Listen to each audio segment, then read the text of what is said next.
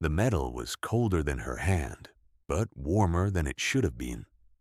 Ruth Beiler noticed this the way she noticed most things, without drama, without deciding to notice. Her forearm had come to rest on the dumpster's rim while she shifted the weight of the last crate of preserves against her hip, and the information arrived through her coat sleeve the way temperature always does, not as a fact, but as a question. She had already taken 2 steps past it before the question resolved itself into something worth stopping for. She stopped. The dumpster sat at the back corner of the loading dock behind the Fredericksburg auction house, where the produce auction ran its Wednesday sales through the cold months and into spring. It was a steel container, painted green once, now more rust than paint, and it stood in the shadow of the dock overhang where the March wind did not reach it, but the March cold did. Everything metal in Holmes County was cold in March. This particular piece of metal was not cold enough. Ruth set the crate down on the dock boards.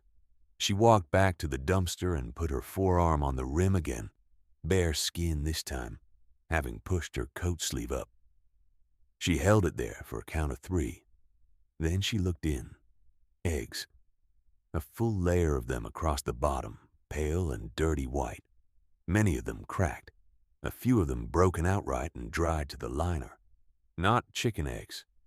Too large, and that particular matte surface that duck eggs have, less glossy than a hen's, slightly waxy to the eye even under the flat gray light of a March afternoon.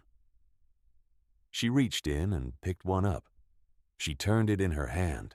The crack ran from the air cell end down one side, a clean fracture about an inch long, the membrane beneath still intact, not leaking.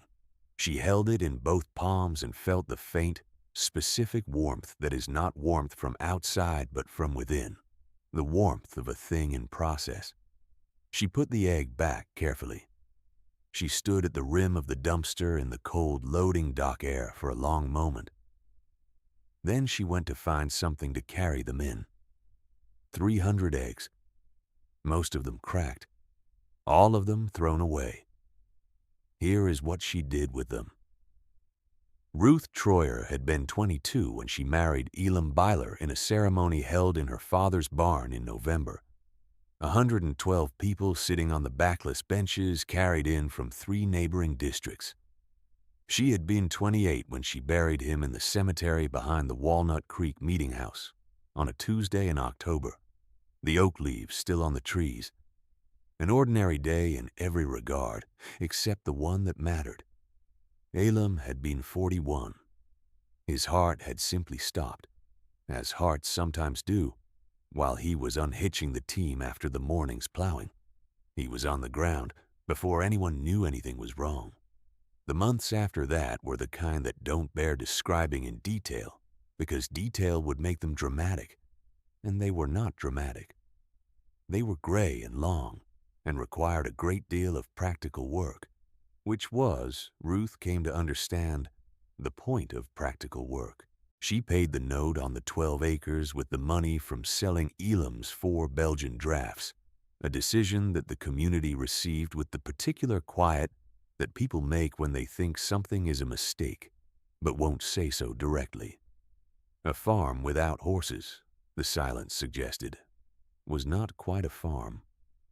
Ruth bought a smaller workhorse for the garden and field work, a compact bay mare she paid $300 for at a sale in Sugar Creek, and she reorganized the land around what one person could manage in one day. She was not pitied exactly. She was watched. There is a difference, though from the inside they can feel similar. She kept chickens from the start, 47 of them her first full season alone, and she sold the eggs at the auction and the surplus birds as stewfowl in the fall. The 3rd year she added turkeys, broad-breasted whites that she raised on pasture through the summer and sold live to Englisher buyers in November. The 4th year she borrowed a propane cabinet incubator from her deacon's wife's family, a full-size unit with 2 wire mesh trays and a propane burner she could regulate with a dial, and she hatched her own turkey poults and a run of chicks rather than buying started birds. She returned the incubator, then bought a used one of her own from a farm sale in Kilbuck. It sat in the corner of the barn now, clean and dry, waiting for late spring, when she usually ran her first hatch of the year. In 6 years of running the farm alone, she had not once called something finished before she had looked at it herself. That phrase had been Elam's. He said it about machinery, mostly. A wagon wheel he thought might still have useful miles in it. A harness strap someone else would have replaced. He said it with no particular weight, the way a person says something they have simply come to believe. Ruth had said it back to him once, meaning it lightly, and he had nodded as though she'd agreed on something important. After he was gone, she found herself saying it in the same plain way, and eventually she stopped noticing she was saying it at all. It had become, in the way of such things, her own. At 34, she was a woman of unremarkable appearance and precise habits, brown-haired, with the kind of hands that come from 10 years of cold-weather outdoor work, and a reputation in the church district as someone who kept good birds and knew what she was doing. She was also, in the way that capable, solitary people sometimes are, slightly set apart, not unfriendly, present at the quilting frolics and the in-between Sunday visiting and the auction every Wednesday, but not easy to read and not much given to the social texture of complaint and speculation that kept a community's conversation running. People liked her. They were not entirely sure what to make of her. Both things were true at once and had been for years. The auction duck eggs, it would turn out, would not make her easier to read. She found what she needed in the wagon, a flat wooden crate she used for transport, and an old quilt, dark blue and worn thin at the folds, that she kept under the seat for cold trips. She brought both back to the loading dock. She lowered the crate into the dumpster and began loading the eggs one at a time, her right hand picking, her left hand bracing, setting each egg into the quilt-lined crate with the same deliberate placement she would give to anything fragile and possibly redeemable. She did not rush. She lifted each egg and held it briefly, not testing formally, just gathering information through her palms, and the ones that were clearly broken through the membrane or leaking she set aside in a small pile against the dumpster wall. The others went into the crate. The hatchery vendor had packed up and gone 2 hours ago. She had seen him that morning, a man from a commercial operation outside of Worcester who set up at the auction some Wednesdays, selling started waterfowl and hatching eggs. He had done a reasonable trade and cleaned up thoroughly and left. He had apparently done a float test on his remaining stock before loading out, and he had done it quickly, the way a man with a truck and a schedule does things, and the eggs that floated had gone into the dumpster rather than back into his coolers. It was a reasonable enough decision on his part. Float tests are useful. They are not infallible. At certain stages of development, a viable egg will float because the air cell has grown, because the embryo inside is drawing down the albumin, because a living thing is in there, taking up space. The stage matters. The vendor had not distinguished between stages. Ruth counted as she loaded. She counted to 300 exactly.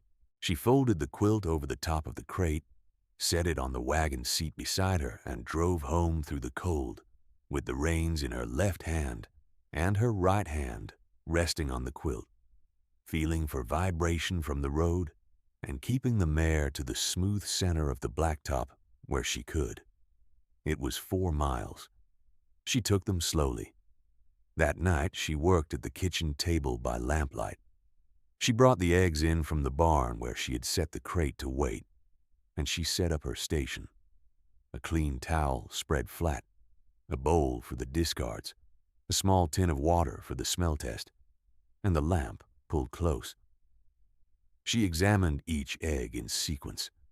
Shell integrity first, running her thumb and forefinger along every surface, feeling for fractures, for the soft give that means the membrane is compromised beneath, for the hairline cracks that look minor and are not. Then the smell test for anything clearly rotten. Then a visual on the air cell end, holding each egg up to the lamplight at an angle to catch the air cell shadow. She worked for 2 hours and 40 minutes. 86 eggs she could not keep. Some had fractures that had opened the membrane. In the dumpster, they would have been fine for an hour or two, but the bacteria had already started moving in. Some were clear losers on smell alone, the sulfur note of decomposition already on them. Some were broken outright, dried to nothing useful. She set each one aside without ceremony.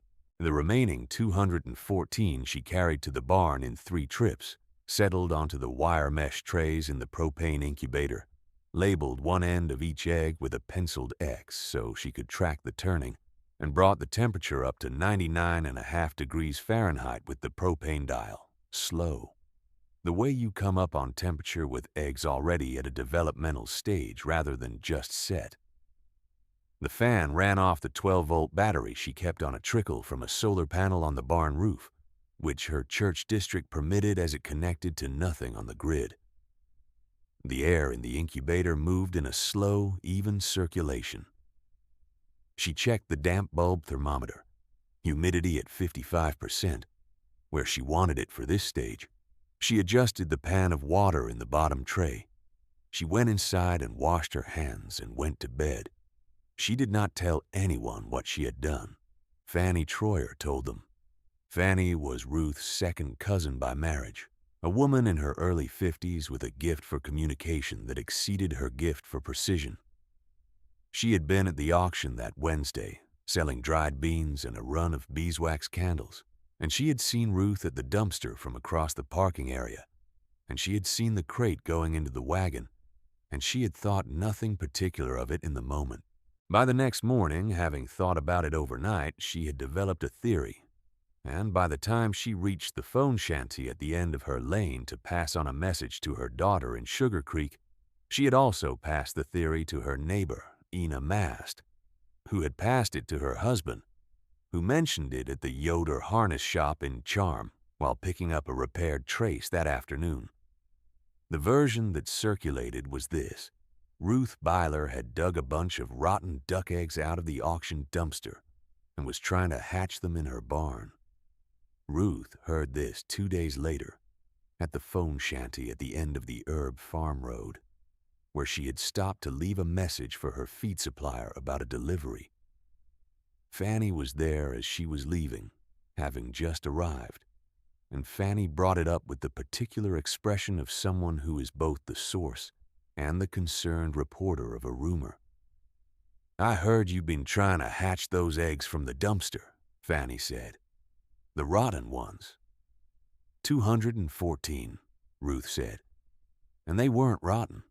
The rotten ones I left in the dumpster."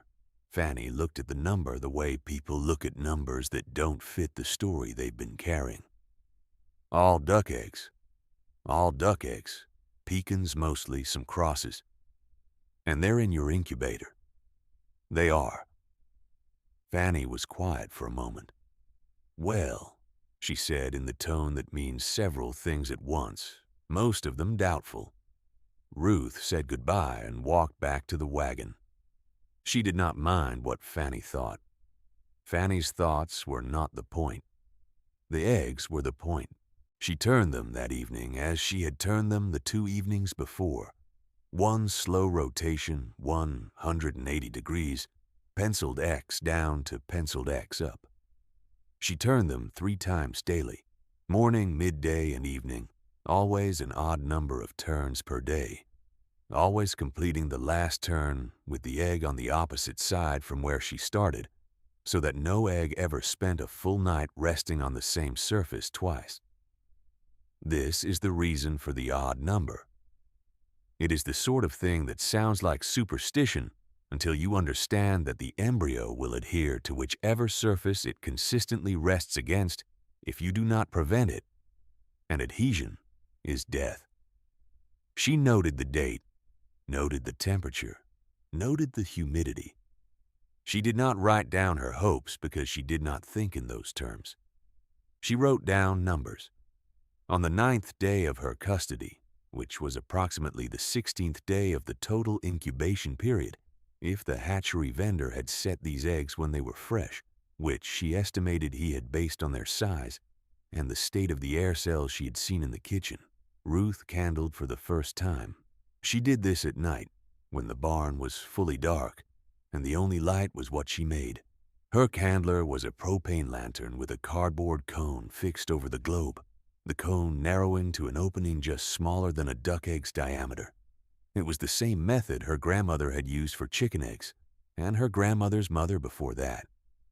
You hold the egg against the opening, small end down, and you look. What you see in a developing egg at roughly 10 days is this: a spider's web of dark red veins radiating out from a central mass, the veins moving sometimes if you hold the egg still enough and look long enough, because the heart has been beating since day 3, and the blood is moving through those vessels with enough force to see. At 10 days, the embryo itself is still too small and too dark to distinguish clearly, but the vascular network is not. And the network is the thing that tells you whether anything is still alive. What you see in a clear egg, an infertile one, or an early quitter, is nothing. A pale oval of light, maybe an air cell shadow at the blunt end, but nothing in the main body. No veins, no movement. Pure translucence, like candlelight through a thin curtain. Ruth candled all 214 eggs over the course of 2 hours, working tray by tray, setting each egg back in its marked position if it was developing, setting it on the towel beside the lamp if it was not. The not developing ones she cracked open one by one into a bowl, confirming her readings, getting her calibration right for the ones in the middle where she was less certain. She adjusted 2 eggs back into the incubator after the confirmation check. They had looked clear, but the crack open showed a small early quitter rather than nothing at all, which told her she'd read them too fast. She slowed down after that. At the end, she had 53 eggs on the towel and 161 eggs in the incubator. She noted the number. She turned off the lantern and sat in the dark barn for a moment, not from sentiment, but because her eyes needed a moment before she walked back through the barn door into the lamplit yard.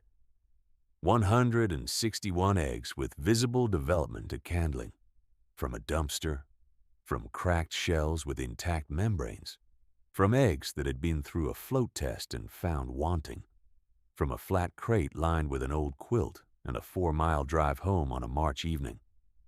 She had not told herself they would all survive. She had not told herself anything about outcomes.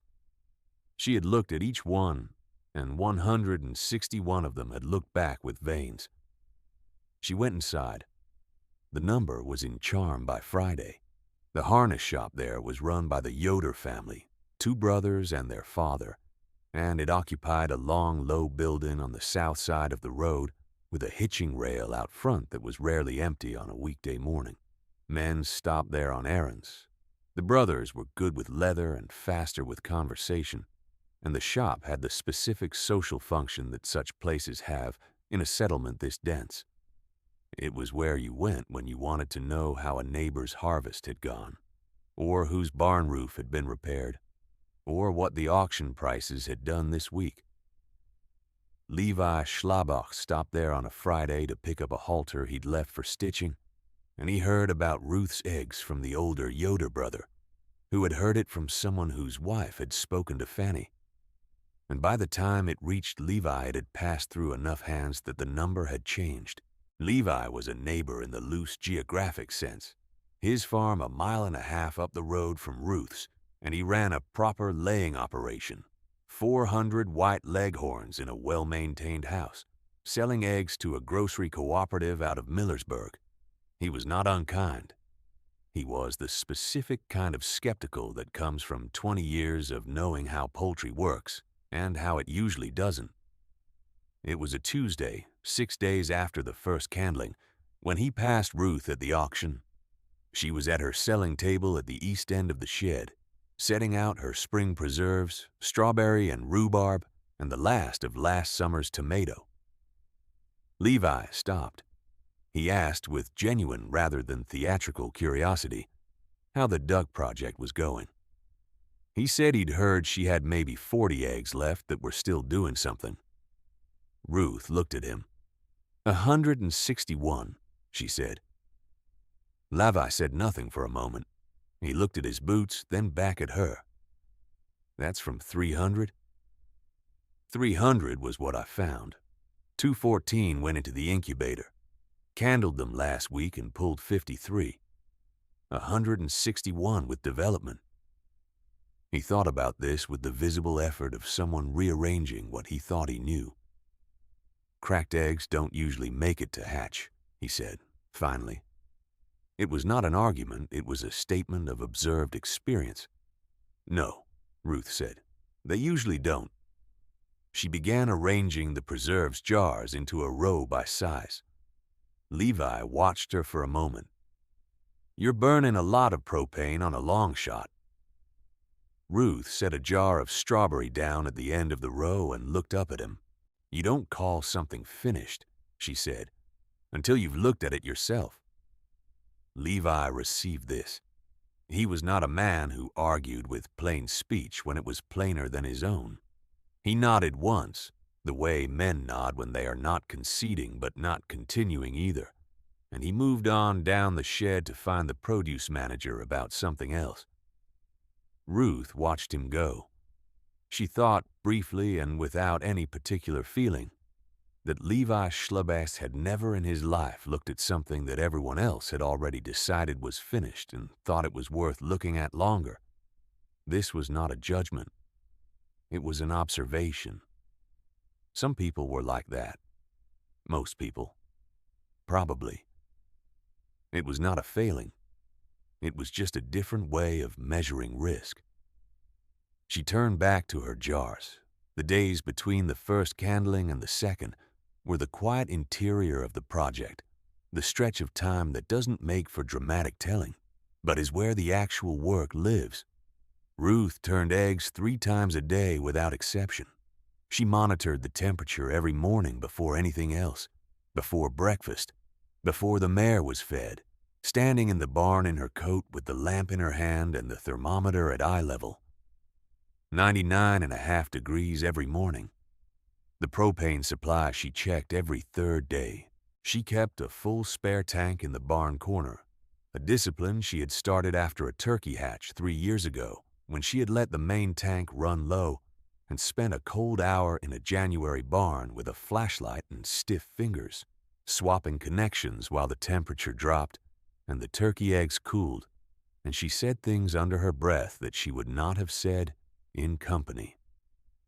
She did not want to think about what a temperature drop would do to eggs that were already working against the odds of cracked shells. The humidity she managed through a shallow aluminum roasting pan on the floor of the incubator, and a damp bulb thermometer she read morning and evening, adjusting the pan water level with a small cup. She was aiming for 55 to 60% through this middle phase. She hit it more often than not. On one afternoon, the barn temperature dropped sharply when the wind came from the north, and the humidity spiked. She propped the incubator door open a 1/4 inch for 20 minutes, monitoring, then closed it again. She knew in the general way of someone who had incubated chickens and turkeys and now these ducks, what was happening inside the shells. She knew it biologically from a poultry manual she had borrowed from the extension office years ago and from practical observation. By day 10, the embryonic duck was a curved thing with a defined head, the eye a dark spot on one side, the wing buds beginning to differentiate from the leg buds. By day 14, the bill was forming, the feather papillae pushing up through the skin like small pins. By day 18, which was approaching, the egg tooth would be hardening at the tip of the bill, that single small protrusion whose only purpose in the world is to punch through a shell. The egg tooth is used once in a lifetime. In the history of all living things, this is not unusual. There are structures in the body that exist entirely to accomplish one moment. The allantoic membrane was what she thought about most in these middle days, though not in those words, because she had not encountered that word in the manual and had described it to herself instead as the vein sac, the breathing layer. By day 18 in a duck egg, the allantoic membrane should have drawn across the entire interior of the egg, closing over the small end, completing the closed system that lets the embryo breathe through the shell. If the membrane didn't close, the embryo suffocated. If the shell was cracked, the membrane might have dried or torn at the crack site. She had no way to know this without candling, and candling at this stage was harder. The egg too full of dark mass to read cleanly. She turned the eggs and waited. The second candling fell on a Thursday, the 18th day of total incubation, the 11th day of her custody. She set up the lantern and the cone in the late evening after supper, after the barn chores were done and the barn was dark and still. She worked tray by tray as before, unhurried. By this stage, a developing duck egg is heavy with embryo. There is very little clear space left inside the shell. What you are looking for is not the veined spiderweb you saw at day 10, which is now too dense to distinguish individually. You are looking for movement in the air cell, which should be large and well-defined at the blunt end, and for the absence of the clear zone, the light ring inside the egg that indicates a quitter. A quitter at day 18 will show a shadow line, a ring of opacity at the air cell border that means the embryo has died and the contents have begun to separate. It is not ambiguous when you know what you are looking for. She knew what she was looking for. She pulled 27 eggs over the course of the candling, late quitters, nearly all of them, the shadow line present, the air cell wrong. 2 of them with a smell beginning even through the intact shell that told her they had been gone for several days. She cracked these open away from the incubator to confirm, and the confirmation was clear. She was not sorry for them. She had given them the conditions. They had not had what it took to use those conditions, and there was no moral component to this fact. When she was done, she had 134 eggs in the incubator. 134 eggs with air cells of the right size and placement, with the dense, dark fill of a late-stage embryo, with movement in the fluid when she tilted them gently under the lantern light. She noted the number on the paper she kept on the shelf above the incubator. 300, 214, 161, 134. She was at the auction on Saturday, 2 days later, with a flat of preserves and a dozen bars of beeswax soap she'd made up in January. Sadie Hirschberger was at the bench nearest the east shed entrance, a young married woman from the district, light-haired, quick with conversation, who had been watching the whole egg story with the interested attention of someone who is not yet sure whether it is tragedy or comedy. Sadie had heard the update before Ruth arrived.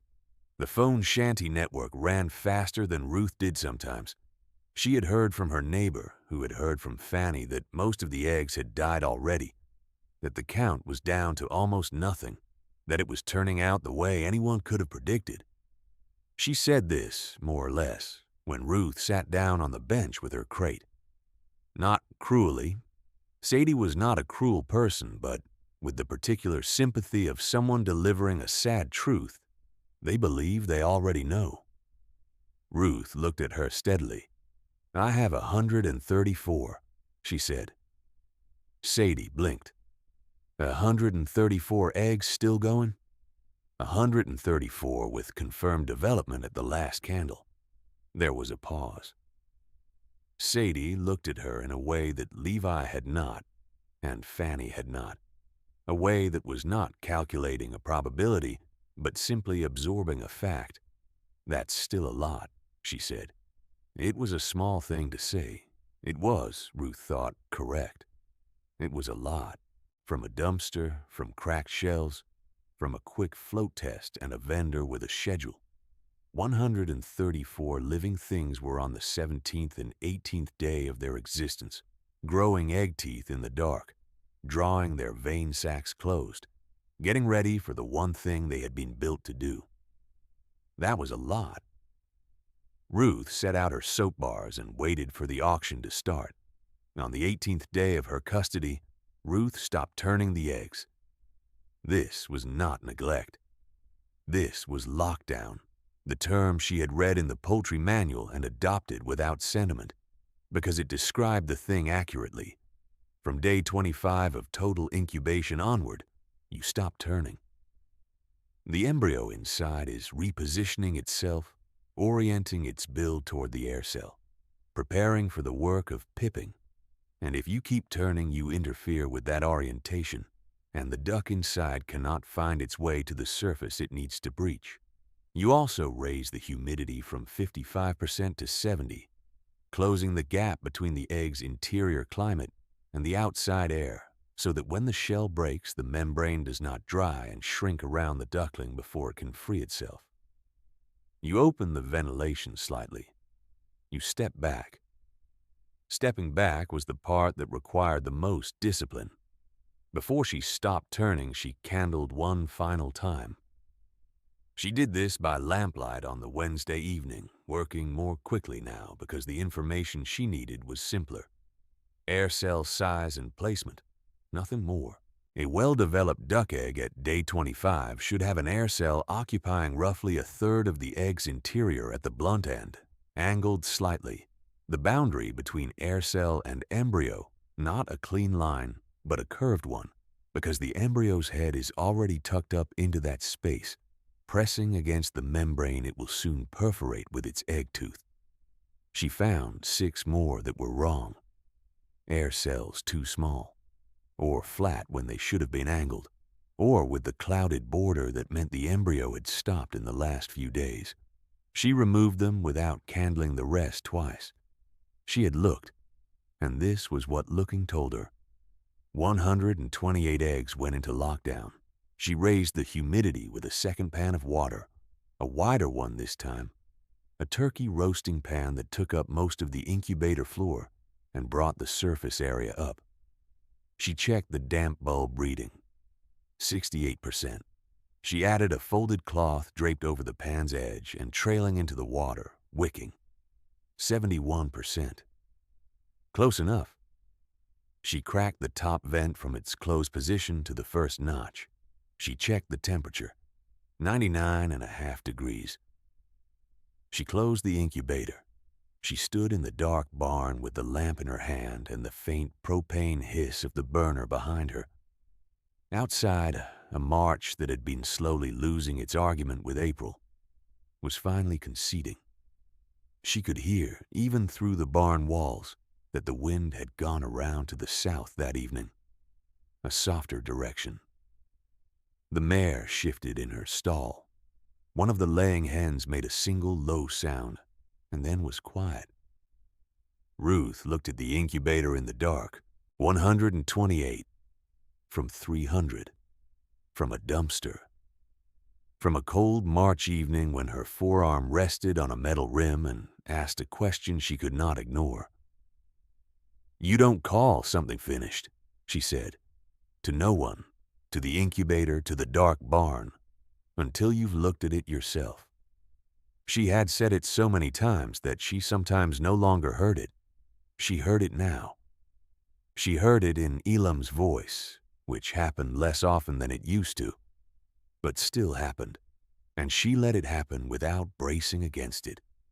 Elam had said it about a wagon wheel, about a fence post he thought had a few more seasons in it, about the north field, which everyone after the wet year had said was played out, and which Elam had looked at himself, turned the soil himself, found the drainage problem, fixed it, and grown a good stand of corn in for 3 more years before his heart stopped between the barn and the house on an October morning.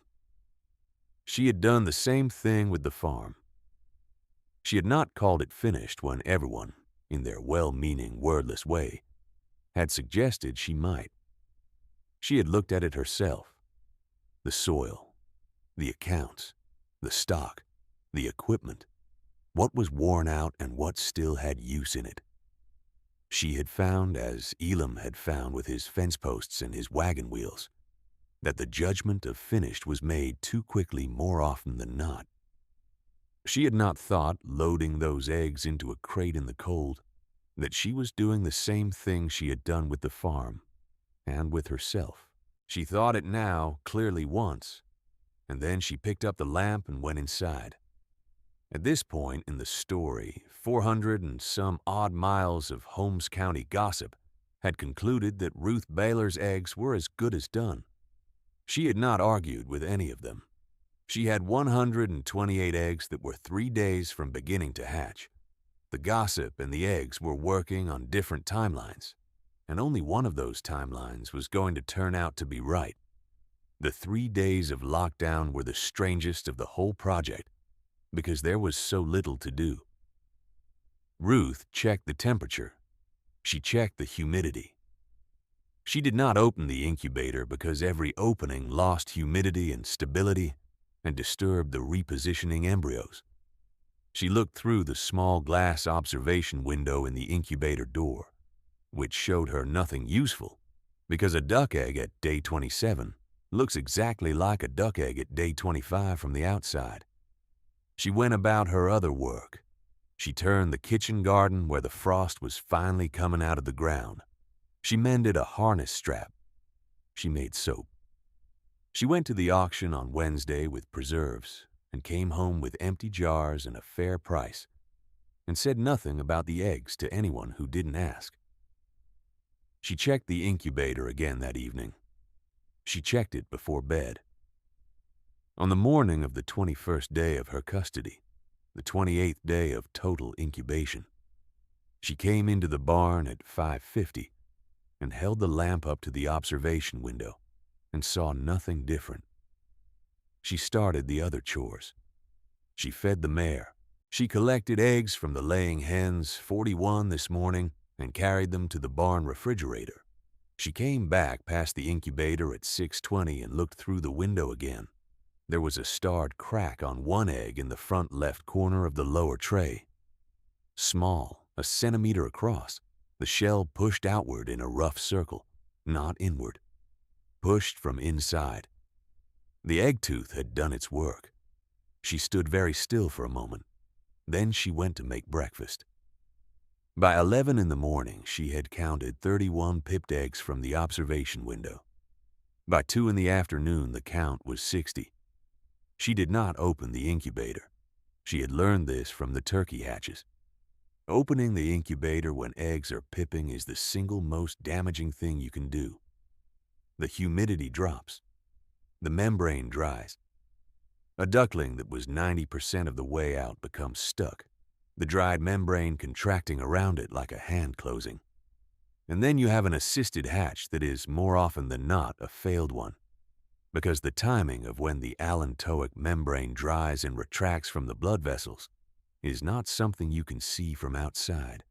And if you break the shell before that process is complete, the duckling bleeds from the vessels that were still attached, and it dies. You wait. You watch the count go up on the observation window and you wait. By 6 in the evening, she had 89 pipped eggs. She went inside and made supper. She washed the dishes. She sat at the kitchen table for a while with a letter she'd been meaning to write to her sister in Indiana, and she wrote it, 3 pages. Practical news about the farm and the garden and the coming season. And she did not mention the ducks because she had not mentioned them to her sister at all, and it would take too much explaining now. She folded and addressed the letter and put it on the shelf by the door. At 9:15, she walked back to the barn. She could hear it before she reached the door. Not loudly, but the barn was quiet, and what came through the wood and the cold air was not a mechanical sound. It was a collection of small sounds, irregular, overlapping, thin and insistent. She opened the barn door and stood in the entrance with the lamp raised. The incubator was making a noise it had never made before, because for the first time, It had living things in it that could make noise. She did not open it.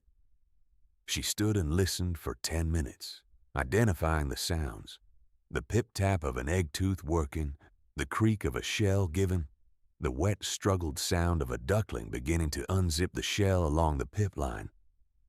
And underneath all of this, already, the first faint peeping of ducklings that had broken through to air. She counted what she could see through the observation window. More than 80 pipped. Several with the wide crack of active unzipping along the egg's equator. 2 in the front corner that appeared to have hatched and were wet and motionless in the way of brand new ducklings, which rest after the hatch as though they have already used a year's worth of effort. They had. Breaking out of a shell is the hardest thing a duck will ever do. She went to bed. She set no alarm because she would wake on her own, and she did. She was back in the barn at 3 in the morning. More of them were out. The 2 she had seen were now dry or drying and moving. She could not count accurately through the window now because the ducklings were mobile and small and kept moving behind the eggs. She could see that the trays were more crowded than they had been. The sounds were louder. She went back to bed. At 7 in the morning on the 22nd day of her custody, the 29th day of total incubation, she opened the incubator for the first time since lockdown. The humidity had held. The temperature had held. What had not held, or rather what had accomplished the thing it was built to accomplish and was now done, was the stillness. The incubator was not still. It was full of ducklings. She counted as she removed them, moving them in small groups of 4 and 5 to the brooder she had set up the previous afternoon in the corner of the barn, a wooden-sided box 4 feet square and 2 feet deep. The propane brooder element suspended over the center and already running at 90 degrees at floor level, a ring of warmth under which ducklings instinctively cluster. She counted the unhatched eggs as she made space. 41 eggs still present, of which 18 had pipped and not completed the hatch. The shells showing the starred pip mark, but no unzipping. The ducklings inside either malpositioned, which she confirmed on 3 by the angle of the pip mark, too far down the shell to indicate the bill was correctly oriented, or simply without the strength to finish. She cracked open one of the non-pipped eggs and confirmed what she expected. A fully developed duckling, positioned correctly, that had died in the last 24 hours without pipping. The others she confirmed similarly. Each one she checked as she always did, before she set it aside. You don't call something finished until you've looked at it yourself. 23 unhatched eggs confirmed done. 18 that had pipped but not completed. She left those alone for another 2 hours, checking every 30 minutes because there is always the possibility of a slow one, the duck that takes longer and gets there. She had seen this in turkey poults, the last one out, the one you'd given up on, unzipping the shell an hour after you were certain it was over. At 2 in the afternoon, she confirmed the last of the pipped non-completers. None had progressed. She removed them. She stood at the brooder and counted the ducklings for the 3rd time. 71. They were Pekins mostly, the yellow of the breed already visible through the wet down, and several that showed the darker stripe along the head and spine of a Rouen cross, the mixed ancestry from whatever runs the hatchery vendor had been managing. They were small in the way that newly hatched waterfowl are small, which is to say not small at all by the standards of most newly hatched things, but still surprising if you have been looking at eggs for 3 weeks, and now suddenly have to account for the fact that those eggs contained animals with bills and feet and opinions about the temperature. They were loud. They were unsteady. They walked into each other and over each other and clustered under the brooder element in a shifting mass of yellow and dark striped bodies. And when a draft came through the barn on a cold current, they pushed together so tightly they became one dense unit, each one drawing heat from the ones beside it. Ruth crouched at the brooder wall and watched them for a while. The fourth iteration of the gossip pattern happened before she reached the auction that Wednesday.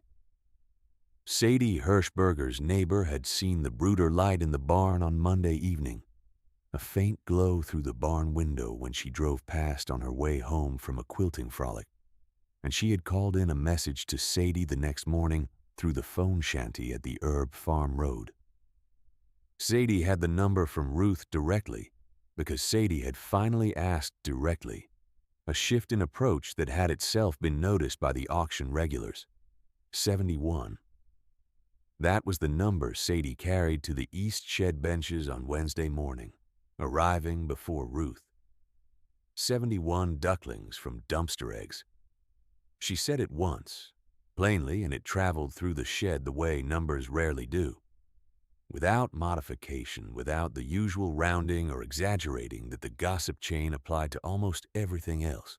The number was strange enough on its own that it did not need embellishment, and Sadie said it with the flat certainty of someone quoting a thing they have independently confirmed, which had a different quality than the speculation of the previous weeks. Levi Schlabach was there that morning at the far end of the east shed, speaking with the produce manager about the price on his egg lots. He heard the number from the man standing next to him, who had heard it from the man next to him, who had heard Sadie say it. Levi was quiet for a moment in the middle of his conversation. Then he finished his conversation with the produce manager and went to find Ruth, who was unloading her preserves at her table. He stood at the end of her table and looked at her for a moment. 71, he said. 71, Ruth said. That's from 300 cracked eggs. From 300. 128 made it to lockdown. 71 hatched. Levi was quiet for a long moment. He put his hands in his coat pockets and looked at the preserves on her table and then back at her. What he was rearranging, she thought, was not the number, but the category. She had moved from the category of someone doing something unlikely into the category of someone who had done something. Those were different categories, and the distance between them could not be traveled by argument, only by the thing itself. Duck eggs, he said, are good layers. Better than people think. They are, Ruth said. Pecans especially. He nodded once, the conclusive kind this time, the kind that means the conversation has arrived somewhere. Good for you, Ruth. He moved on. She arranged her preserves. The first 3 days in the brooder were the most dangerous stretch of the ducklings' lives outside the shell. Ruth knew this and managed it the way she managed everything, by staying close and adjusting to what she found. The brooder temperature started at 90 degrees Fahrenheit at floor level for the first week, measured with a thermometer clipped to the inside wall 2 inches above the bedding. She used pine shavings for bedding, several inches deep, replacing the soiled sections daily. She was not casual about the waterers, because ducklings can drown in water deep enough to submerge their heads, and at 2 days old, a duckling's head is very small. She used shallow rubber waterers with marbles placed in the tray, the marbles taking up enough space that the water level never reached drowning depth, while still leaving enough surface for a bill to dip and drink. Because a duckling that cannot dip its bill cannot clear its nostrils and will get respiratory problems within 24 hours. She had read this in the manual and she had taken it seriously. She fed unmedicated starter crumble. This was not optional. Medicated chick starter contains amprolium, which is a thiamine blocker used to prevent coccidiosis in chickens, and ducks eat more feed per body weight than chicks do, which means they would consume a toxic dose. Ducks also do not get coccidiosis in the way that chickens do, which means the medication would have provided no benefit and would have produced thiamine deficiency, seizures, and death in short order. The feed store in Charm stocked unmedicated waterfowl starter, which was what she used, and she drove there on the Monday after the hatch with the wagon and came back with 2 bags. On the second morning, she found 3 ducklings separated from the group, cool, in the corner of the brooder, away from the heat. She picked each one up and held it in her hands, feeling for what was there. The first was limp in a way that meant it had been gone for several hours. The second was the same. The third was limp but warm, and she felt once a leg push against her palm. She held it under her coat against her body for 2 hours while she did the morning chores one-handed, checking it every 20 minutes. At the end of the 2 hours, it was gone. She laid it with the others. 3. 68 remaining. She did not adjust the number she had been carrying in her head. She wrote the new number on the paper above the incubator and then crossed out the incubator temperature and humidity log, which she no longer needed, and started a new log sheet for the brooder. 68. She drew a line under it. The ducklings grew with the speed that waterfowl grow, which is a speed that seems impossible if you have not watched it before. By the end of the first week, they were visibly larger than at hatch. By the end of the second week, they were beginning to lose the yellow down along the wing line, the first hint of white feathering coming in, the pekin's adult plumage pressing up through the down from below. The Rouen crosses were darker along the head, a smudged brown pattern beginning. They ate constantly and produced waste at a rate that required the brooder bedding to be refreshed every day, sometimes twice, because wet bedding in a brooder drops the effective temperature, and wet bedding with 68 ducklings in it becomes wet very fast. Ruth reduced the brooder temperature by 5 degrees each week, as the manual said to do, moving the element up incrementally to let the birds calibrate. By week 3, they were at 80 degrees, and they were spending less time clustered under the element and more time exploring the perimeter of the brooder, which meant they were thermoregulating more effectively on their own, which was the goal. She had not spoken to anyone at the auction about the 3 that had not made it. This was not deception. It was proportion. The number that mattered now was 68, and 68 was stable. And a stable number after 3 weeks was what success looked like in this particular project. It was Sadie who asked her on the Wednesday of the 3rd week after the hatch, sitting on the east shed bench with her market basket on her knees, whether the count had changed. Ruth looked at her. 68, she said. I lost 3 in the first 72 hours. Sadie nodded, not with surprise, but with the nod of someone incorporating a fact they had half expected. Still 68, still 68. They're growing well. Sadie smiled. It was a small, honest smile, the kind that comes from watching something turn out to be true that you had started to believe might be. Yeah, I told my husband about them, she said. He didn't believe me about the dumpster part. Most people didn't, Ruth said. Do you mind? Ruth thought about it for a moment. No, she said. It was true. She had not done this for the belief of other people. She had done it because she had put her arm on a dumpster rim in the cold, and the metal had asked a question, and she had thought the question was worth answering. The chef came on a Tuesday morning in the 4th week after the hatch. Ruth had not been expecting anyone. She was in the side yard when she heard the car on the road, and she watched it slow and turn into the drive, a small dark car she did not recognize. The man who got out was in his 40s, Englisher, with the particular careful clothing of someone who works around food and takes it seriously. He had a notebook in his coat pocket. He introduced himself. He ran a farm-to-table restaurant in Millersburg. He had been buying Ruth's chicken eggs through the auction for 2 years. He had heard about the ducks from a woman at the auction. He hoped she did not mind him stopping without a message sent ahead. Ruth said she did not mind. She led him to the barn. He stood at the brooder for a while. He asked how many she had. He asked what breeds. He asked at what age she planned to move them to pasture. and what her predator management looked like for waterfowl, and whether she had thought about what she would do with the flock when they reached laying age, which for pecans was approximately 20 to 24 weeks. Ruth had thought about it. She had not made a decision because she had been attending to one thing at a time, and the thing she was attending to was not yet a producing flock. It was 68 ducklings at 3 weeks old, and they were stable.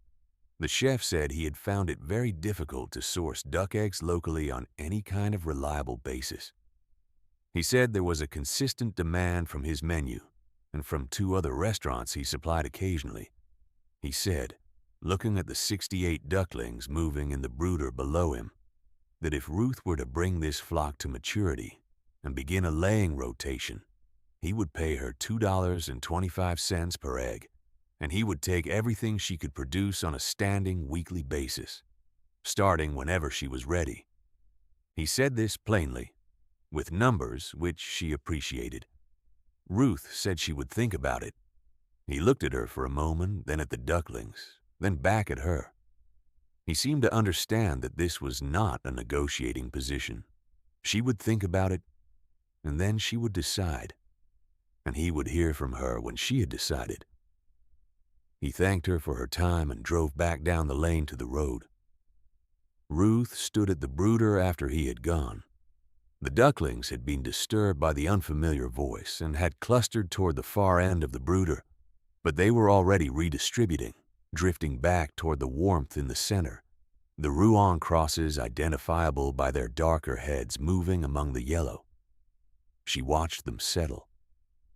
68 ducklings from 300 cracked eggs, pulled from a dumpster behind a produce auction in Fredericksburg, Ohio, on a cold March evening.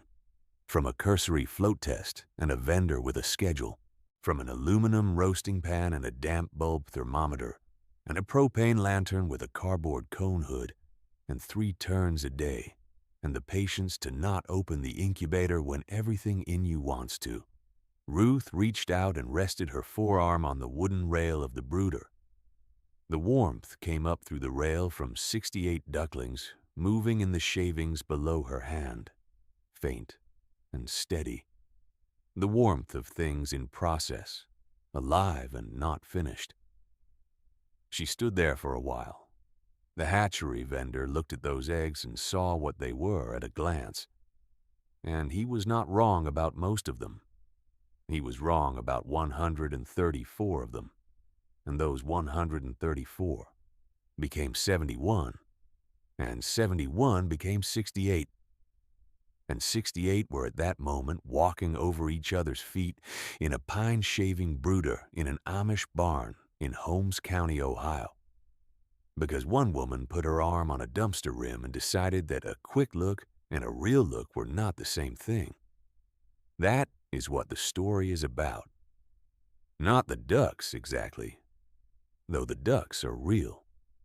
It is about the difference between deciding something is done and actually checking.